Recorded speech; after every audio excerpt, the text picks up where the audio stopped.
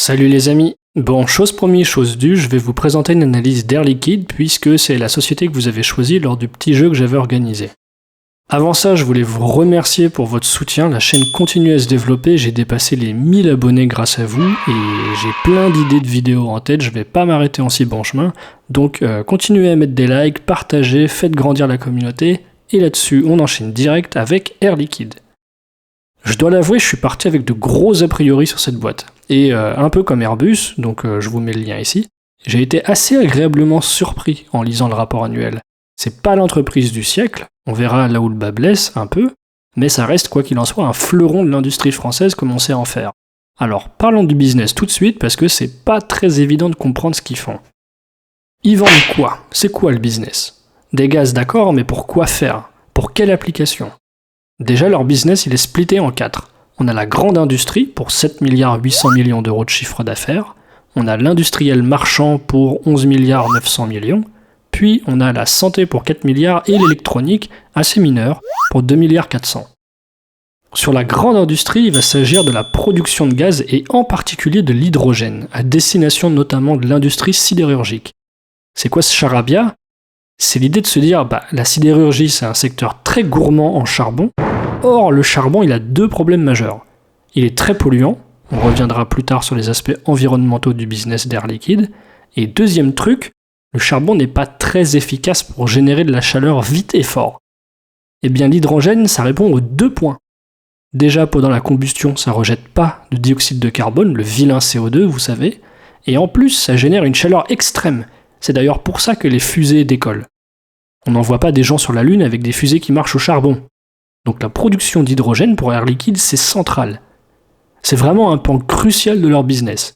Et donc, pour ceux qui sont très impliqués dans la question écologique, l'hydrogène apporte une solution. L'industrie sidérurgique envisage l'utilisation de cet hydrogène pour remplacer le charbon et ainsi baisser leur empreinte carbone de façon à respecter les normes environnementales de plus en plus présentes. Sur le second volet de leur activité, l'industrie marchande, elle s'adresse à des clients dans le secteur automobile. On parle de plus en plus de voitures à l'hydrogène, donc on est encore sur le même gaz, l'hydrogène. D'ailleurs, petit aparté, Air Liquide a déjà installé avec ses partenaires près de 200 stations dans le monde. L'industriel marchand s'adresse aussi à l'agroalimentaire via la production d'azote, un gaz neutre qui compose quand même pratiquement 80% de l'air qu'on respire. Et l'avantage qu'il a, lui, l'azote, c'est qu'il permet d'éviter l'oxydation des aliments. Et donc, pour empêcher qu'ils se dégradent et pourrissent, les sachets des salades que vous achetez en grande surface, ils sont légèrement gonflés, vous savez. C'est parce qu'ils sont remplis de cet azote pour remplacer l'air et l'oxygène à l'intérieur. De cette manière, on peut conserver la salade plus longtemps. Aussi, Air Liquide, elle va produire du CO2. Elle a développé des technologies pour stocker le CO2 qui sont des résidus de combustion d'autres éléments. Et une fois stocké, ça peut se vendre. Il y a un marché pour le dioxyde de carbone. C'est pas que le vilain gaz polluant qu'on rejette dans l'atmosphère. Ça peut intéresser certaines industries, notamment l'industrie laitière. Car le CO2 mélangé au lait, ça permet de réguler le pH, c'est-à-dire l'acidité du lait, afin de s'assurer que toutes les bouteilles de Lactel que vous buvez au petit matin, elles aient exactement le même goût. Là, je vous donne évidemment des exemples très incomplets, je balaye la chose en général, mais ça vous donne une idée concrète de l'application des gaz produits par Air Liquide. Autre produit, vous vous chauffez au gaz, à la maison peut-être. C'est du méthane, c'est du propane, c'est du butane, donc des choses très très concrètes, je répète. Troisième volet, on a le secteur de la santé. Air Liquide va produire des gaz médicaux, de l'oxygène pour les patients qui ont des difficultés respiratoires. Air Liquide va aussi produire des gaz anesthésiants pour vous endormir par exemple. De l'azote liquide pour conserver les éléments, des médicaments, des vaccins par cryogénie, on appelle ça quand ça devient extrêmement froid, donc c'est très utile. Air Liquide va aussi développer des gaz pour soutenir la recherche biologique. Ça intéresse les chercheurs et les scientifiques de voir comment les organismes, les microbes, les champignons, etc. se développent en laboratoire dans certaines conditions d'air. Est-ce qu'on sature plus ou moins le taux d'oxygène dans l'air? Est-ce qu'on rajoute de l'azote pour appauvrir l'air en oxygène, par exemple? Alors ça, évidemment, c'est très mineur comme business pour cette énorme entreprise qu'est Air Liquide. Mais je vous en parle parce que justement, c'est très parlant. Ça vous montre la diversité de leurs activités. Et enfin, sur le volet de technologie, Air Liquide développe des gaz à destination de l'industrie des semi-conducteurs, typiquement, qui demandent de graver les puces avec un maximum de précision. Et pour ça, il faut pouvoir contrôler l'humidité dans l'air. dans les usines de Intel, TSMC, Nvidia, qui vous voulez. Air Liquide fait aussi des systèmes de filtre de l'air pour l'industrie spatiale, parce qu'il ne s'agit pas que nos astronautes s'empoisonnent une fois là-haut, donc on doit être capable de contrôler la composition de l'air qu'ils respirent. Donc voilà, on a balayé un tas de produits que propose Air Liquide et qui vous donnera une idée beaucoup plus palpable de ce que fait cette entreprise, parce que, moi-même avant de lire le rapport, je me disais, ouais ok, ils produisent du gaz, et alors ? J'avais aucune idée du champ d'application. Maintenant qu'on a dit ça, on peut regarder le split par activité et par continent.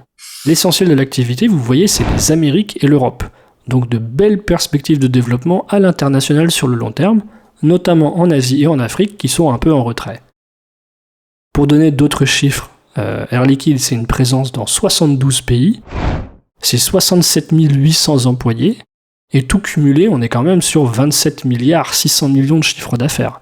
Et en croissance en plus, de 6,1% sur 30 ans. Si vous avez l'habitude de mes vidéos d'analyse d'entreprise, là déjà ça doit vous donner un indice sur la catégorie de cette entreprise, d'après les définitions de Peter Lynch. On ne sera pas sur un fast grower, une boîte de croissance. On a l'air d'être plutôt sur un profil stalwart, un peu comme Pernod Ricard. On est sur le même type en termes de dynamique et de taille. Alors pour revenir sur le business, on a vu les 4 secteurs d'activité, on disait mais ça se passe comment la livraison ? Comment Air Liquide va livrer son hydrogène à l'industrie sidérurgique ? Idem pour les pétrolières, qui utilisent aussi beaucoup l'hydrogène, en particulier pour raffiner le pétrole. Alors je suis pas chimiste, mais ce gaz il a une propriété qui permet de désulfurer les carburants. Donc sans hydrogène, le pétrole brut, on n'en fait pas grand-chose, on n'aurait pas d'essence. Au niveau de la livraison, je disais, tout se fait par canalisation. Vous savez, les gros pipes qu'on voit aux abords des raffineries, eh bien ce sont des arrivées de gaz. On le voit sur ce schéma. Les usines de Air Liquide sont connectées directement aux raffineries de Total Energy, par exemple, pour les approvisionner en gaz. Alors comme ce sont des installations très lourdes et très coûteuses, les contrats passés pour l'approvisionnement ont des durées très longues, souvent plus de 15 ans. Bah oui, on va pas installer des pipes pour livrer 3 litres d'air et puis on plie bagage. Non, le client Total Energy, dans notre exemple, s'engage à utiliser l'hydrogène d'Air Liquide. Pour cette dernière, c'est très bien, ça assure une certaine stabilité des revenus. Et en plus, les prix sont indexés sur le cours des matières premières. Ok, alors les pipes, c'est réservé à la grosse industrie, le pétrole et la sidérurgie. Pour l'industriel marchand, on va plutôt être sur des livraisons par camion-citerne. Je suis sûr que vous en avez déjà croisé par hasard sur les routes de France et de Navarre. Là, ils vont livrer plusieurs mètres cubes de gaz, d'hydrogène encore, pour alimenter les stations à destination des véhicules qui marchent à l'hydrogène. C'est l'une des applications. On a déjà plusieurs projets en France, par exemple, pour le développement de cette technologie. Les bus de ville, les tramways, par exemple. Alors là-dessus, je vous parle avec des pincettes, parce qu'on est seulement en train de démocratiser les voitures électriques et déjà on va se calmer sur l'hydrogène du futur. Voilà, chaque chose en son temps. Mais c'est une industrie qui a bon espoir de se développer à l'avenir. Pour le moment, c'est encore un marché qui balbutie. Mais voilà, les camions-citernes, ça transporte le gaz pour l'agroalimentaire aussi, et les technologiques. Nos 4 volets. Sinon, le transport peut aussi s'effectuer par des camions qui trimballent des bouteilles de gaz, tout simplement. Alors bien sûr, à la direction, ils sont stratèges. Ils vont chercher à implanter les usines de production des gaz au plus proche du client. On va pas faire des canalisations souterraines sur des centaines de kilomètres. Donc ils ont des contraintes techniques, des contraintes de budget, et aussi, j'ai envie de dire, des contraintes de bon sens, pour que, par exemple, c'est écrit dans le rapport, la livraison par camion-citerne n'excède jamais 200 km entre le point de production et le point de livraison. Du coup, j'ai parlé de l'hydrogène, mais j'ai quand même été assez curieux pour me renseigner sur la façon d'en produire. Le rapport annuel propose quelques schémas, mais je suis allé voir, c'est très intéressant. On va faire un peu de chimie élémentaire. Tout part d'une ressource essentielle pour produire l'hydrogène. C'est la flotte, l'eau. H2O, vous savez bien. Donc 2 molécules d'hydrogène et une molécule d'oxygène. Donc finalement, ce sont 2 gaz. Mais avec les conditions de température et de pression qui règnent sur Terre, ces 2 gaz, lorsqu'ils s'assemblent, forment un liquide, la flotte. Eh bien, Air Liquide, pour produire de l'hydrogène et aussi produire de l'oxygène, elle va installer une usine au bord d'une rivière, collecter l'eau et faire une réaction d'électrolyse. C'est tout bête. Il suffit de plonger 2 tiges métalliques dans de l'eau et de faire passer un courant électrique d'une tige vers l'autre. L'électricité, elle va traverser l'eau et donc, avec cette énergie, détruire les liaisons qui unissent les atomes d'hydrogène et d'oxygène. À l'extrémité des tiges, on installe des réservoirs et on obtient nos 2 gaz isolés, magnifiques. D'ailleurs, c'est une expérience qu'on peut reproduire assez facilement à la maison. Je suis allé regarder des tutos YouTube. Il suffit de connecter une grosse pile avec 2 fils de cuivre aux extrémités de 2 crayons à papier, parce que la mine en carbone servira de conducteur. On plonge ça dans l'eau et ça marche. On observe des petites bulles qui se forment. Ce sont nos 2 gaz. Par conséquent, important, il faut qu'Air Liquide puisse s'approvisionner en eau et en électricité, comme sur le schéma ici. Donc Air Liquide, pour être efficace, elle va installer ses usines dans un bassin industriel à côté d'EDF, son fournisseur d'énergie, et de Total Energy, son client. Et alors, grâce à l'hydrogène, Air Liquide joue la carte de l'entreprise verte et responsable. Elle a d'ailleurs l'ambition d'être neutre en carbone d'ici 2050. Projet très ambitieux, mais plausible, dans la mesure où ils produisent de l'hydrogène, retenez bien ça, c'est important, qui est plus efficace que le charbon pour la combustion, et qui a l'avantage de ne pas rejeter de gaz polluants à effet de serre. Donc si elle génère par ses usines et ses activités 37 millions de tonnes de CO2, ce qui est gigantesque, mais que de l'autre côté, elle permet à ses clients de réduire au global leur émission de 50 millions, mettons, ou 100 millions de tonnes carrément, car nos amis de chez Total Energy et de chez ArcelorMittal sont de très mauvais élèves, l'un dans l'autre, Air Liquide améliore la situation au global. Pour mieux comprendre, je vous montre le graphique suivant. Air Liquide distingue 3 scopes d'émissions du CO2. Au total, 37 millions de tonnes de CO2 proviennent de ces émissions, dont 16 millions à cause d'elles-mêmes, et 21 millions 500 qui proviennent indirectement de ses fournisseurs. Oui, pour que EDF lui fournisse l'électricité nécessaire aux réactions d'électrolyse qu'on a décrites, il faut que EDF de son côté la produise cette électricité. Et malheureusement, c'est souvent à partir de machines à vapeur qui brûlent du charbon ou d'autres énergies fossiles. Pas trop en France parce qu'on a le nucléaire, mais voilà, vous avez compris l'idée. Donc 37 millions de tonnes de CO2 rejetées dans l'atmosphère au total, 16 millions issus de ses activités propres et 21,5 millions de ses fournisseurs indirectement. Et le scope 3, là on remonte encore d'un cran, parce que EDF, pour faire de l'électricité, elle-même elle a besoin de bobines de cuivre qui ont été fabriquées en Chine par d'autres entreprises qui polluent elles-mêmes, etc. Donc Air Liquide, l'aspect environnemental, c'est crucial. Dans l'histoire, c'est eux les gentils. S'ils permettent de réduire nettement les émissions de ses clients, c'est tout bénef. Cependant, ils sont très exposés aux risques climatiques. Une notion que je manipule toujours avec des pincettes parce que beaucoup de boîtes, elles font du greenwashing. Ça parle d'écologie dans leurs publications, mais les actions concrètes, c'est du vent. Alors que eux, Air Liquide, il y a un vrai risque. Avant de créer une nouvelle usine, où que ce soit, ils s'assurent que la rivière qu'ils vont pomper, elle va pas s'assécher lors d'un épisode de canicule. Non, il leur faut de l'eau en continu. S'ils pompent dans une nappe phréatique, idem, il faut s'assurer que la pluie est régulière pour remplir au fur et à mesure ce qu'ils consomment. Et la consommation de l'eau, elle est importante. 944 millions de mètres cubes de flotte à l'année, d'après leur rapport. Donc il ne s'agit pas de s'installer au bord d'une rivière qui va s'assécher.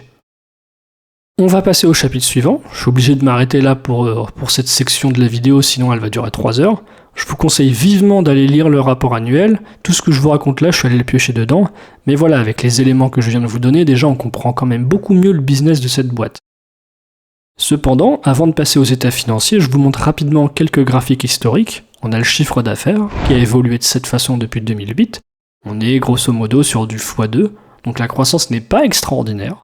Mais au moins, l'entreprise peut se targuer de progresser. C'est pas forcément le cas d'autres grandes boîtes françaises comme Orange ou Engie qui font du surplace sur la même période.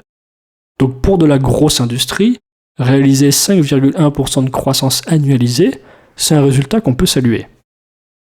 Par contre, ce qui est intéressant, c'est de constater que les profits, notre deuxième graphique, la progression, elle est de 6,32% par an. Ce qui signifie que la croissance des bénéfices est plus rapide que celle du chiffre d'affaires. Et on en conclut quoi ? Que les marges se sont améliorées. Autrement dit, la société gère de mieux en mieux son business et surtout ses coûts. Je vous affiche aussi les bénéfices par action, l'earning per share en anglais, et le dividende par action, représenté par les barres rouges. Là, c'est un peu moins glorieux. C'est-à-dire qu'on voit bien le dividende progresser. En revanche, ça se fait au détriment des bénéfices par action qui, eux, stagnent. Vous voyez, on est dans un range autour de 5 € par action à la louche, et on n'arrive pas à dépasser ce niveau avec sérénité. Et là vous me dites, ouais mais attends, il y a un truc qui cloche. Tu viens de nous dire juste à l'instant que les profits augmentaient, et même plus vite que le chiffre d'affaires. Alors comment on en arrive à une situation où les bénéfices par action stagnent à 5 balles? La réponse, elle est à rechercher du côté du nombre d'actions en circulation, qui ne cesse d'augmenter. Air Liquide émet régulièrement de nouvelles actions et procède à des augmentations de capital, notamment pour les salariés. En plus, il y a ce fameux avantage d'une action offerte pour 10 détenus, qui rajoute de nouvelles actions en circulation qui vient diluer davantage le capital. On va se concentrer maintenant sur les états financiers, on commence comme d'hab par le compte de résultat. On a 27 600 millions d'euros de chiffre d'affaires, en légère baisse par rapport à l'année précédente. Tout de suite, on y va. Le gros poste de dépenses pour 11 milliards, ce sont les achats. Et quoi comme achat? Surtout la facture énergétique. Air Liquide, pour procéder aux réactions d'électrolyse qu'on a pris le temps d'expliquer, afin de séparer, on avait dit, les éléments qui composent les molécules d'eau, il lui faut l'électricité. Beaucoup d'électricité. Dans cette section vont aussi rentrer les factures d'eau, car Air Liquide, ces usines ne sont pas forcément toutes le long des rivières, et elles doivent se raccorder au réseau de canalisation. Ça leur coûte un bras. Ils vont aussi se fournir en gaz naturel, etc., etc. Le poste de dépense suivant, pour 5 milliards d'euros, ce sont les salaires. Et là, on n'est pas très heureux, parce que non seulement le chiffre d'affaires a baissé, mais en plus, les charges de personnel sont un peu à la hausse. Donc Air Liquide, si vous voulez, elle est perdante sur les deux tableaux. Enfin, on a un dernier bloc de 4 milliards d'euros de dépenses, ce sont les autres charges d'exploitation. Ça, faut aller voir dans les notes à la fin du rapport pour voir de quoi il s'agit, parce que là, comme ça, on ne voit pas ce qu'il y a dedans. Et donc, je suis allé chercher. C'est en fait essentiellement les dépenses liées au transport. Donc les camions-citernes, mais on a aussi l'embouteillage, la sous-traitance, la maintenance. Et tout ça pris en compte, ça laisse 7 milliards et demi, sur lesquels il faut encore retrancher 2 milliards 48. Soit 32%, presque un tiers, pour l'amortissement des équipements. C'est énorme. C'est énorme parce que les dépenses qu'on a évoquées au-dessus, ce sont des quasi-coûts fixes. Et là, il faudrait encore payer un tiers juste pour amortir les équipements, c'est-à-dire les centrales, les réseaux de pipe pour acheminer le gaz et tout. Quand on voit un tel chiffre en termes de proportion, ça nous laisse présager qu'on est en face d'une entreprise très industrielle. Ça, on s'en doutait, merci, mais on ira quand même confirmer dans le bilan que les immobilisations corporelles, les usines, les machines et tout, ça pèse pour lourd dans le total. On ira vérifier ça après. Les autres charges opérationnelles, pas fun, pour 733 millions d'euros, correspondent aux cessions. C'est-à-dire que durant l'année, Air Liquide a cédé des entreprises qu'elle avait achetées pour 1 milliard d'euros par exemple, et elle n'est pas capable de les revendre à un meilleur prix que 300. C'est une perte de 700 dans l'os, dont il faut tenir compte. On a aussi dans cette section la perte de valeur des actifs, ce qu'on appelle les dépréciations. Vos équipements, vous les achetez flambant 9 000 euros, mettons, les années passent, et si vous deviez le revendre, comme il est usé maintenant, vous n'en obtiendrez que 600 euros, donc 400 euros de perte en quelque sorte. Et tout ensemble, ces pertes-là, les dépréciations et les cessions d'activité, ça fait quand même un chèque de 733 millions qui laisse un résultat opérationnel de 4,5 milliards. Bon, quand même, 4,5 milliards c'est bien, on respire. Et quand le coût de la dette et les impôts notamment ont été payés, on se retrouve avec un résultat net de 3,188 milliards, en hausse par rapport à 2022. Ce qui est curieux, puisqu'on a dit que le chiffre d'affaires était en baisse. En fait, ça s'explique au niveau de la dépense du poste achat. Si on jette un œil un peu attentif aux chiffres, on voit qu'ils sont tous à peu près stables, à 100 millions près, et même moins, alors que les achats, eux, il y a un écart de 2,7 milliards entre 2022 et 2023. Donc ok, top, on peut passer au bilan d'Air Liquide qui s'élève, maintenant, à 48,3 milliards. Petit chèque direct, prenez cette habitude, c'est le current ratio. On compare les actifs courants aux passifs courants. Et là, malheureusement, on sort un carton jaune. La boîte a plus de dettes à moins d'un an que d'actifs à moins d'un an disponibles. Ensuite, on va aller chercher le plus gros item du bilan, et sans surprise, ce sont les immobilisations corporelles. Sans surprise, oui, souvenez-vous que dans le compte de résultat, on avait parlé de grosses dépenses en amortissement. Eh bien, ça s'applique aux machineries, usines et centrales d'Air Liquide, qui représentent à la louche la moitié du bilan. Donc on est bien sur une entreprise de très grosse industrie. Et ensuite, on a quoi ? On a le deuxième plus gros poste du bilan, qui est le goodwill pour 14 milliards. Donc la survaleur payée lors des acquisitions. Vous pouvez aller voir la vidéo sur Pernod Ricard, j'explique de quoi il s'agit dedans. Bref, 14 milliards sur un bilan de 48, c'est conséquent. Ça veut dire qu'Air Liquide est taxé sur la croissance externe. Et comme je suis très curieux et que je veux tout savoir des entreprises sur lesquelles je me penche, je suis allé ouvrir les 15 derniers rapports annuels pour voir à quelle date on avait eu un gros bond sur le goodwill. Et bah c'était en 2016, le 23 mai. Vous voyez, le poste écart d'acquisition a fait un bond d'un coup, pour passer de 5 milliards 700 millions à 13 milliards 9. Et depuis, bon, ça a plus trop bougé. Donc, cette année-là, Air Liquide a réalisé une très grosse acquisition. Ce qui s'est passé, c'est que la société a absorbé Airgas, un géant américain qui était spécialisé dans le conditionnement des gaz, en termes plus clairs, l'embouteillage, quoi, avec 300 sites de conditionnement. C'est là vraiment qu'Air Liquide a mis un pied aux États-Unis. Et maintenant que vous avez ça en tête, vous comprenez mieux pourquoi en début de vidéo, quand je montrais le chiffre d'affaires par région, on avait le plus gros morceau aux Amériques et non pas en Europe. Ce qui aurait pu sembler étrange. On en revient au bilan, et sur la partie passif, on est quand même content de voir que les capitaux propres valent 24 milliards 300 millions, qui sont principalement constitués de réserves, donc de bénéfices accumulés depuis la nuit des temps. Moi j'appelle ça de vrais capitaux propres. C'est du vrai fric généré par le business. C'est pas de l'argent qui est enregistré dans le capital parce qu'il s'agit d'augmentation, de primes d'émission et de trucs obscurs. Sur la dette de long terme, on voit qu'elle est de 8 milliards 500 millions, donc c'est très important, et ça on n'aime pas. Mais on est un peu rassuré de voir que c'est en baisse significative par rapport à l'année 2022. Donc Air Liquide met le paquet pour rembourser ses emprunts. Et de quel type d'emprunt il s'agit? De dette obligataire principalement. Avant de vous afficher la table des échéances, je vous montre ce tableau qui détaille le split. On voit que le gros chunk, c'est quand même la dette obligataire, pour 7 milliards 700 millions à plus d'un an, le non courant, et 1 milliard 151 à moins d'un an. On a aussi un total de 1 milliard 500 de dette bancaire, et tout de même 400 millions d'euros de commercial papers. Alors cette dette-là, faut qu'on en parle vite fait pour comprendre comment ça marche. Dans l'esprit, ça marche un peu comme une obligation, dans le sens où Air Liquide va émettre des bouts de papier, qui sont des contrats, rien de plus, qui stipulent que si quelqu'un lui en achète un, il sera remboursé dans 6 mois, traditionnellement, avec un intérêt. Bon, jusque-là, rien de transcendant, mais le papier commercial, il a quelques caractéristiques un peu spéciales. Déjà, la maturité est très courte. C'est moins d'un an, 9 mois maximum. Pourquoi? C'est pour éviter l'enregistrement auprès de la SEC, le gendarme des marchés américains. Parce que le but ici, c'est pas d'émettre de la dette comme des obligations qui peuvent être tradées sur les marchés financiers avec une cote qui évolue tous les jours, blablabla. Non, la SEC n'impose pas l'enregistrement de ce type de produit si la maturité est inférieure à 9 mois. Donc, pour une entreprise, émettre de la dette et capter les capitaux d'investisseurs de cette façon, c'est très pratique. Ça évite tout un foin administratif. Alors du coup, avec des horizons de temps courts comme ça, le Commercial Papers, il permettra à une boîte de payer les dépenses alignées sur le même horizon de temps.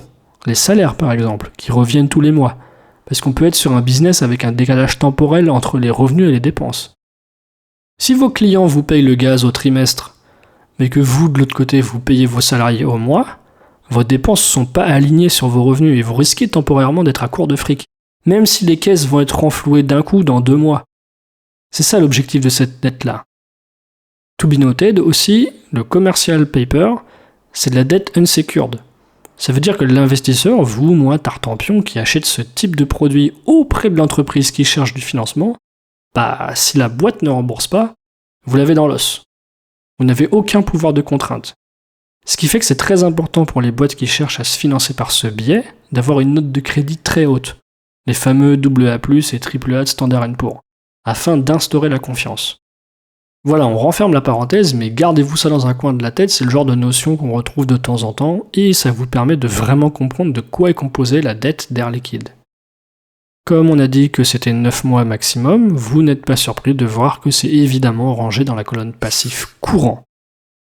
Et alors, la table des échéances, je vous la montre enfin, paf! L'essentiel de la dette émise est en euros. Et je les trouve très bons, parce que la dette, elle a été émise, vous voyez la colonne année d'émission, avant 2022 et 2023, quand les taux d'intérêt sont montés en flèche. Et rien depuis. Donc les coupons qu'ils payent sont faibles. C'est une très bonne nouvelle, alors que d'autres boîtes que j'ai déjà couvertes sur la chaîne, comme Téléperformance, Bah eux, ils avaient émis de la dette à cette époque-là avec des coupons à 5,25%, voire 5,75%. Donc ils vont saigner du fric. En plus, ce qui est cool sur Air Liquide, la dette est très très bien répartie. Le département finance de cette boîte fait du très bon travail, franchement bravo. Voyez ce graphique. À part 2024 où ils vont sortir le chéquier, sinon les autres bandes de maturité, on est équilibré. À chaque fois entre 500 millions et 1 milliard de dettes à rembourser. C'est pas le truc en dents de scie complètement ingérable. Donc voilà pour le bilan de Air Liquide, les principaux items en tout cas. On pourrait aller creuser un peu les dettes fournisseurs qui nous font la bonne surprise de baisser par rapport à 2022. Mais voilà, je vous propose de passer au cash flow statement. Et ce qui doit vous sauter aux yeux à ce stade, c'est que le cash généré par les opérations, il est quand même 2 fois supérieur au profit de 3 milliards et quelques qu'on avait vu dans le compte de résultat. Le trick, il vient de l'amortissement. Parce que c'est reflété dans le compte de résultat comme une dépense, mais c'est pas une sortie de cash réelle. Il faut bien intégrer cette notion. L'amortissement, c'est simplement une simulation pour étaler dans le temps les dépenses liées aux achats d'équipements. Les usines, les machines et tout. Je vous renvoie à ma vidéo sur l'EBITDA, vous allez tout de suite comprendre. Il n'y a rien de compliqué, je vous mets ça ici.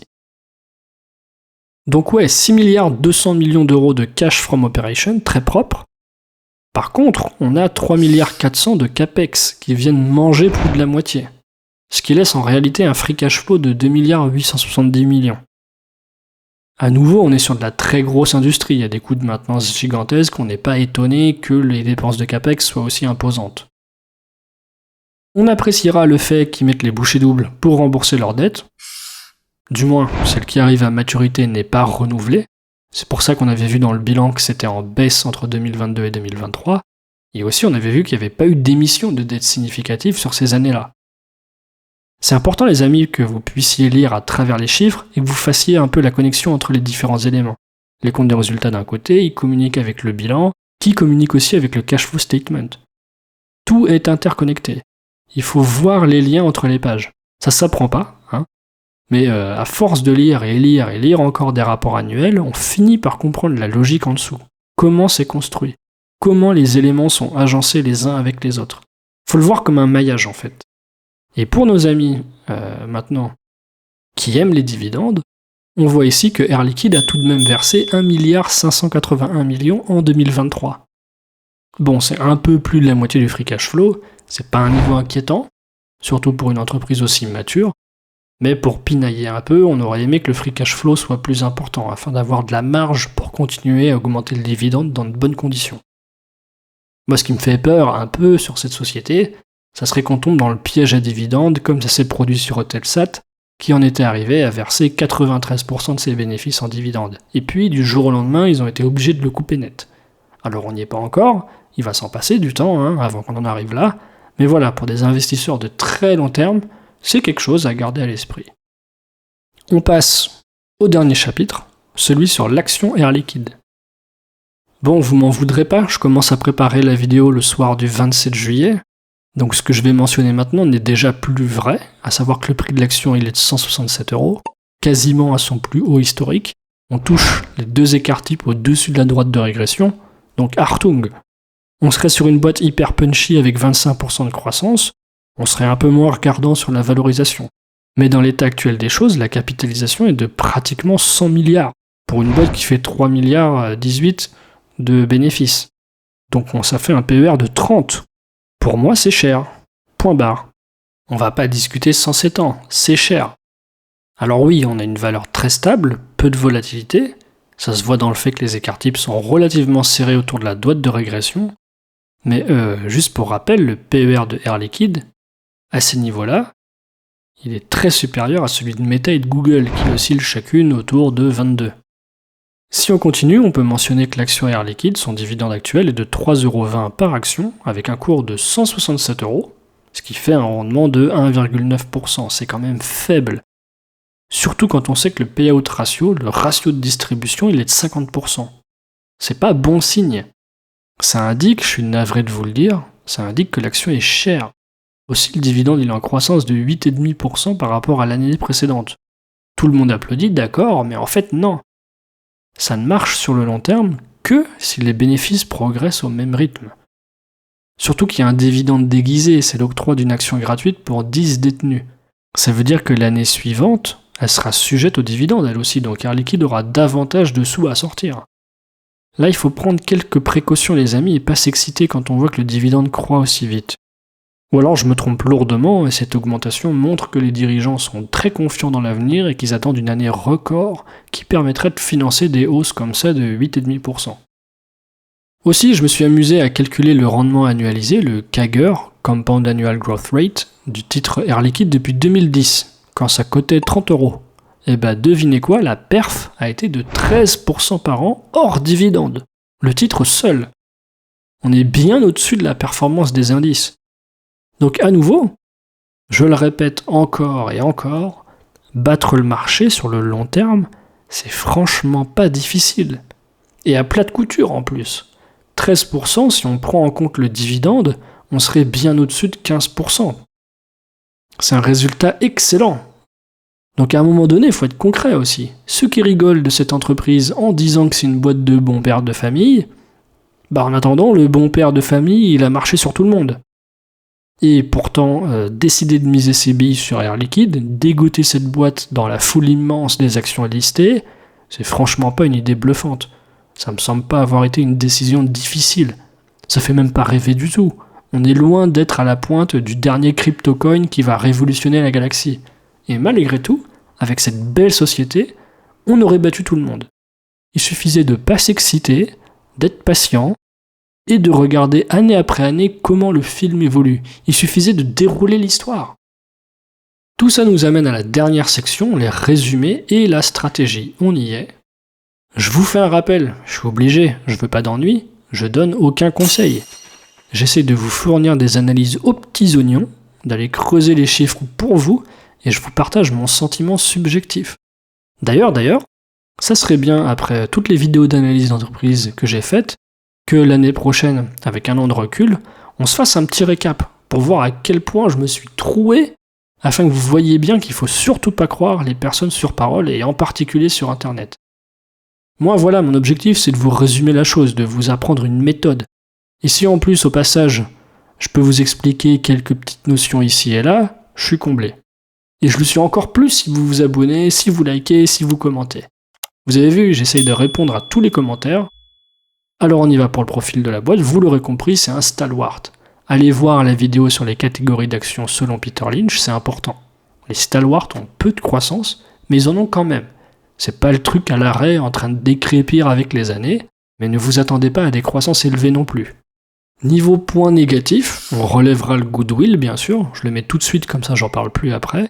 Des acquisitions très chères qui pèsent maintenant pour 1/3 du bilan. Vient ensuite le business lui-même qui est très intéressant, mais franchement difficile à comprendre. Si on n'a pas quelques notions de chimie, c'est un vrai casse-tête.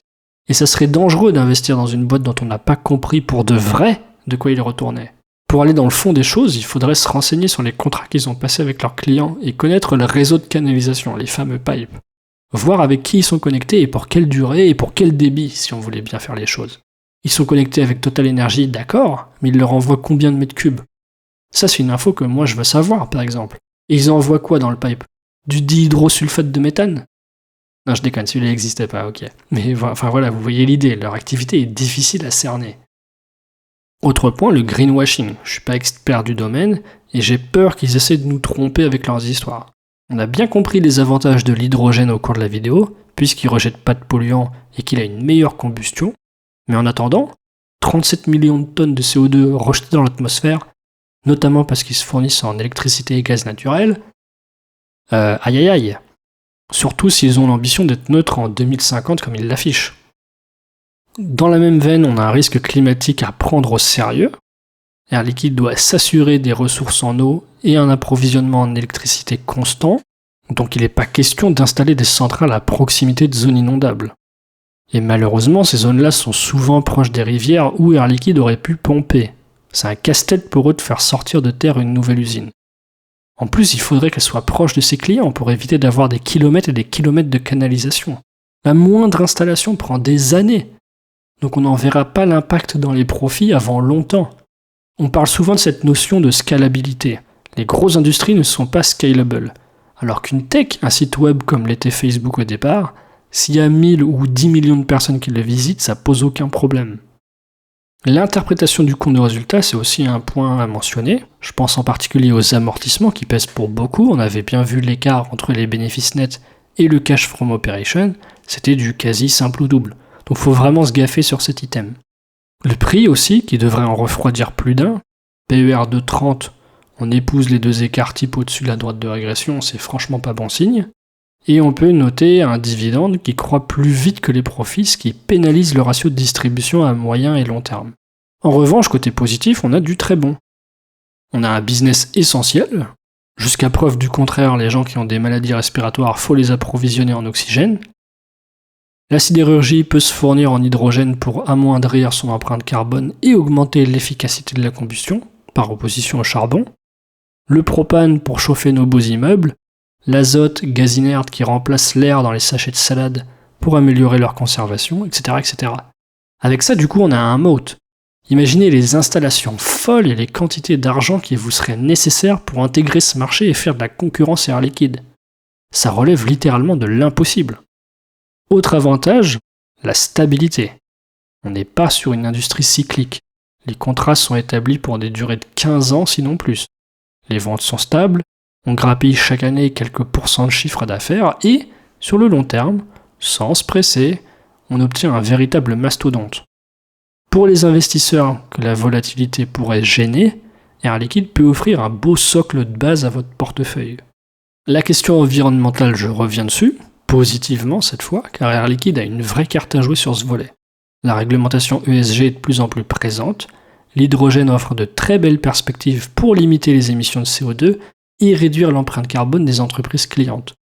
Si demain, la législation pète un câble et décide que le charbon, terminé rideau, on n'en veut plus, il faut des solutions alternatives, et bien l'hydrogène pourra s'y substituer. Et comme ils sont leaders dans la production de ce gaz, et qu'ils ont déjà en place les installations, les centrales et les réseaux de canalisation, il leur suffira presque, j'allais dire, d'appuyer sur un bouton, enfin j'exagère l'image, pour opérer ce shift.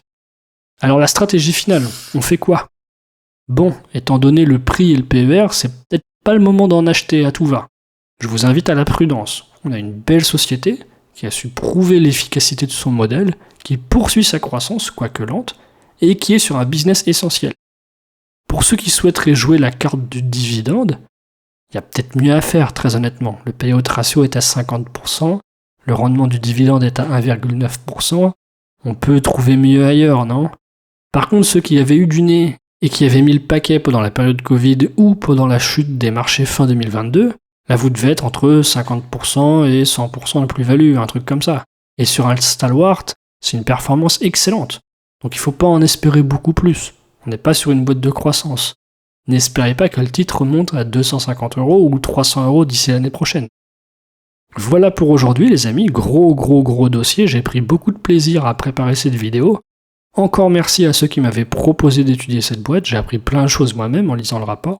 Pensez à soutenir la chaîne avec vos commentaires et vos likes. Abonnez-vous, partagez, faites vivre la chaîne et la communauté.